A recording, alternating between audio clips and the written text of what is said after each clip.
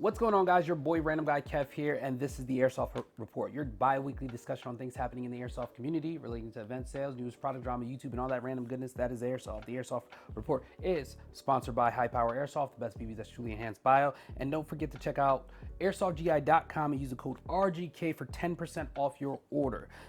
If you like the information being provided, don't forget to like, comment, and subscribe. Information in this video will be available on Spotify, YouTube Music, and Apple Podcasts. If you are listening to the audio version of this and want to watch it, you can search Random Guy Kev on YouTube. Timestamps are provided below, so if you wish to skip ahead, please do so. Don't forget to like, comment, and subscribe.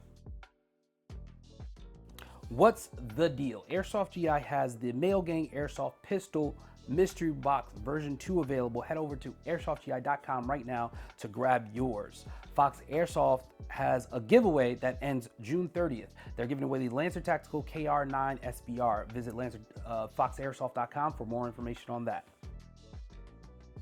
What's happening in the industry? Specna Arms US just got in their gun cases that are now available. If you're trying to pick one up, visit an authorized dealer for one of those. And they just released the Edge S series, which is a collection of sniper rifles. Visit your Specna Arms local retailer for that. Upcoming events and competitions. Events and competitions are subject to change. Check with your event producer for more information. June 29th, DAGOPS Clayhammer 6 in Maine. June 29th, EVIX Bad Blood 2024 in Pennsylvania. June 29th and the 30th, American Milsim Iron Horse 6 in Georgia. June 29th and 30th, Mere Tactical Op Homecoming in Indiana. Some competitive things that are happening. KWA Tactical League, June 29th. D14 in Texas, Speed QB, June 30th, Event 3 at Tax City in California. You can find all events at rgkairsoft.com. So our topic, this is something that was asked to me, and then I asked the community, how are we failing to grow Airsoft? To me personally, I don't, from what I've seen recently, it feels like Airsoft is growing more, but you know, in some cases people feel like not enough is being done to help grow Airsoft, and that we are failing miserably at that. So I'm gonna just go through some of the Instagram stuff that I got. One person said, I think holding more times for younger players using gel blasters to start would bring them back. So a lot of the younger kids are afraid of BBs. So starting them off with gel blasters is a cool suggestion as well. Like, hey, let's start them off, their pain factor off with gel blasters. Let's get them shooting that and then graduate them into BBs. Because again, you do have those younger kids that get rentals and they start playing and they start screaming, oh my God, it hurts so much. We've all experienced that. We've all been part of that, and seeing it. Next one, by failing to police the community. I mean, I do feel like we do not police ourselves enough sometimes, depending on the situation. We still allow dickheads on the field that cause harm or there to make a clickbait video instead of telling them to, like, yo, relax, cool your jets type shit. And I think more of that is wanted. And I think when certain situations do come up, I feel like as a community, we do police our own. The community is so damn small. We know what issues are coming up or what's happening. And, you know, it's easy for us to all come together collectively and be like, yo, this shit is terrible. Don't do it. Don't do it. And you know, we do essentially police ourselves. Hopefully, I would think we do. Next one, egos towering over new players, intimidating them. We all started from the same place. Ego in Airsoft is a very annoying thing, and I feel like, I mean, I've talked about it in another a different topic, and I feel like it does hurt Airsoft. A lot of people think they're too big to deal with people, or too big that they shouldn't be dealing with people. Like, I'm too good for this, I'm too good for that, or you're not on my level, my Gucci gear, my Gucci this. And it's like, bro, relax. Toy guns. We're playing with toy guns. And I try to avoid people with egos personally. Like, if you got an ego and I notice it, like, bro, I kind of don't want to talk to you. I don't want to deal with you, because that egos do hurt the game. It hurts, like, it hurts those connections that you could possibly build, but you're sitting there burning bridges. I think we don't really, in some communities, we don't really address it as much. And we just let people, oh, that's just them. Nah, fuck that. Ain't no that's just them. Let's squash this shit right now. This person's not bigger than what he thinks he is or she thinks he is, and take it from there. Too much focus on Gucci gear and not enough focus on fun. I mean, I've never been one to care about what people wear to play, but forcing people to get Gucci gear to improve their gameplay you shouldn't do that. I think people what's comfortable, wear what you like, wear whatever fits you, wear whatever in your budget. I rock a bunch of Lancer tactical gear. Shit's like $20 to $40. It works. It doesn't tear. It does what I need it to do. It works. And I haven't had an issue. I've been running the same stuff for probably 4 years, 3 or 4 years now, maybe more. And it works. I mean, all I do is like re-up on the same thing, get a new, probably buy 2 of the same thing and just keep it pushing because it works. So hey, if you got the money for Gucci gear, go have fun. But 9 times out of 10, those people be the ones that are terrible at the game. They're not really there for fun. It's a fashion show at the end of the day. Not enough noob-friendly events. When I did see this, I was like, well, what do you really consider a noob-friendly event? Like something that's welcoming, like, hey, new players, come play. I mean, I do my airsoft with friends, which I hope would be noob-friendly. Like, it encourages people to come together and bring their friends with them. And hey, if you got a new player with you, then essentially like have them tag along with you and socialize with them. I mean, socializing in airsoft, a lot of people can't do it. Some people have social anxiety, and it is what it is. But I think removing the word noob is the first factor, but saying, hey, new players, just regular new players, or people trying to get into airsoft, something where it doesn't make people feel like less than what they are. You get what I'm saying? Like something. I mean, noob is noob. I mean, I wouldn't feel offended by it, but other people will get hurt by, hey, you called me a noob. I don't like that word. So, yeah. People need to be more open to conversations between games. Talk about it more, also less toxic. Again, I think a lot of airsofters are socially awkward. They don't know how to start those conversations. A simple, hey, good game last round, or hey, you killed me, or like, hey, I love your gun. Did you do any work on it? Some like those little tidbits can help start conversation, get you out of that social bubble that you've created for yourself. And I see it a lot when I socialize with other airsofters who are just like, come by themselves, or, hang out in their small friend bubble, and they just don't kind of want to talk with that other people because, they're kind of afraid to chat and take it from there. I mean, to each their own. If you don't want to chat, you don't want to chat, but it's nice to talk to other like-minded people in the same, hobby as you, and kind of get an insight. I love when I chat with people and they show me like shit that they 3D printed, or they welded together, and I'm like, bro, like we have some fucking smart ass people in airsoft that's just creating things because they didn't see anybody else doing it, so they decided to do it themselves, which is fucking dope, man. Wish we had more of that. Another one, hold on. How are we failing to grow airsoft? By posting cringe fight patch burning overshooting videos. Every hobby has something stupid like that. I'm sorry, it is what it is. It sucks, but it's like, we got to stop giving those things attention. Once we stop giving them attention, then people will realize like, oh, I can't get clout off of this. It's dead. Get the youth more involved. Again, it's, being a welcoming environment. Like, Normally what I do sometimes when I go in the field and I see a bunch of rentals or newer players or younger players, I'm like, yo, just follow me. Once I get shot, it always works. Once I get shot, you kill whoever shot me. I go from there. And that them having that encouragement to get out of spawn, at least they're just like, okay, let me go play. And then they realize, okay, it doesn't hurt that bad. I'm good. And they keep going. So I've had it in some cases where I get shot and I die and they walk with me back to spawn and I'm like, just no, go kill the person. Nah, I want to stay with you. All right, that's cool. All right, let's go then. And, you know, sometimes you got somebody attached by the hip. I mean, try it at least once and you'll see like that will make someone's day. It'll give them confidence boost that they needed to just like, all right, you know what? I like this. Let me come out here and play. I think it's a great step if possible.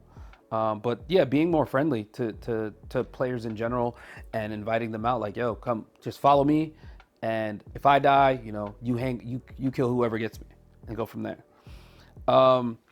Everyone's selfishly trying to get a quick buck off everyone. I mean, yeah, everybody's creating small businesses out of airsoft, and some people are just doing it for money versus, you know, I mean, you started a business. Yes, I get it. You want to make money, but at the same time, it's like there's not that much money to be had in airsoft.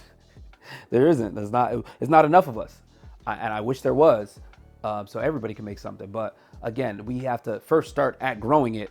Then, like, hopefully those businesses can take off and people could make the money that they want. But if you think if you make money the focus, then your business won't grow and people won't like what you're doing. Because again, there is no money in airsoft. There's not a lot. No advertising to the main public. I think there is advertisement to the main public. You just got to do it in a way where it's, you know, hey, this is a fun hobby. Come join this type thing. And I've seen some companies have billboards and stuff like that up. Hey, come check out this field. It's airsoft. You know, training, Nerf, laser tag, things of that nature. By not properly bridging the gap to the real steel community. I think it's kind of bridged as far as those real steel people finding what they need in airsoft and going from there.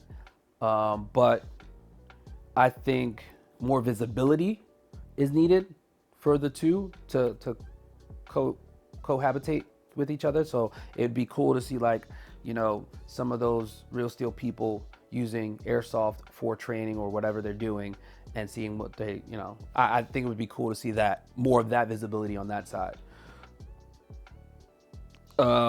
We a bunch of liars in a game of honesty. Okay, Bacon. When I saw that, I mean, there is a lot of liars in airsoft just to get ahead. It sucks.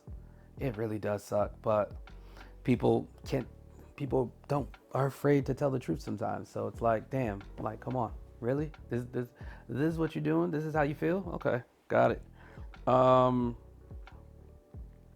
Yeah, the slow growth of new players.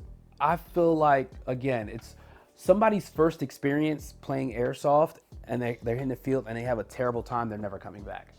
I feel like when it does come to someone's first time playing airsoft, try to bring them in. Try to, yo, follow me, or yo, you guys are having fun time, you guys having a great time. I see that you're using the rental, but here's another gun. I brought this. It shoots this. You want to try it real quick? You can try it if you want to play it again. I've done that so many times where I let just rentals use my gun, and it's like one of the kids would be like, oh, I want to get that. Mom, can we go buy that? I'm like, yeah, that's right in the store right there. Go ahead and pick that up. And then it's like the one kid buys the gun and everybody else is mad. They're just like, okay, now I want to get into airsoft too. So that, you know, helps bring those people in when they got to talk to somebody, essentially, like, oh, okay, cool. Like, you know, having those conversation starters and getting the courage to actually, like, have a good time. We don't venture out of our community. Bring friends and tell them to invite their friends. You have to do something not airsoft related at the field. Dodgeball, bingo, farmers market, etc. Exposure.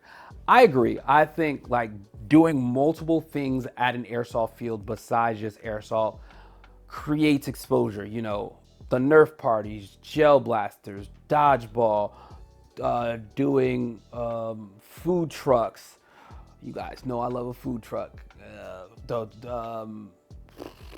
Community related something that's happening at the field, whereas it helps get your name out there because, hey, this place has been known for supporting the community and doing these type of events. Let's go there for the weekend and play or something and support them.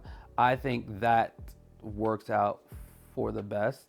I like seeing when fields are hosting, in an open space. Some fields have like open, they can move their structures out the way so people can use the areas for other stuff, filming or what I see,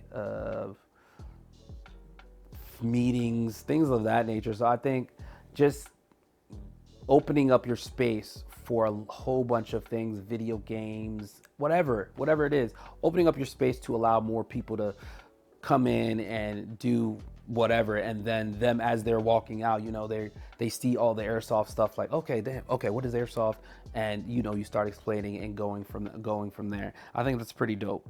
Let's get into another one. We need better stream quality and more experienced commentators for comp events.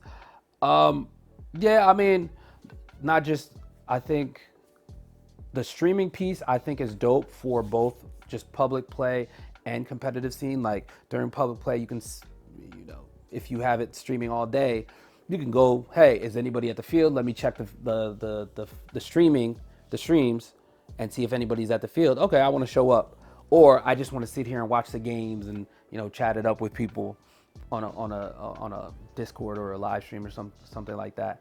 I think that's pretty cool. I like how fields are getting more involved in Discord and getting more involved in trying to put streaming cameras on their fields so they can stream the whole field, not just the competitive sides if they have a competitive side, but just like the pub play and like the lounge area, the staging area. I think that's pretty dope. I think we're going to see more of that in the future, personally, from fields that are truly invested in growing airsoft, because they want to share, hey, this is what we're doing, this is what's going on, this is what we're providing to you guys, and kind of taking it from there. But I think that that general question, how are we failing to grow airsoft, is a good question, because people have varying opinions of how we're failing to grow airsoft. To me, I mean, I feel airsoft is growing, but we could do more as far as providing positive exposure, welcoming those new players, welcoming those rentals of new players, making them feel welcome at the field that we're playing in, and like have a random conversation, because again, those random conversations can turn into long-term things, and take it from there. But guys, let me know your thoughts. How are we failing to grow airsoft? What are your thoughts on that? Airsoft Uploads. So I only have one video. This one is from Dallas46. He went to, they had a event at the Six Flags in New Orleans, abandoned Six Flags in New Orleans that got destroyed during Katrina, I want to say, and now it's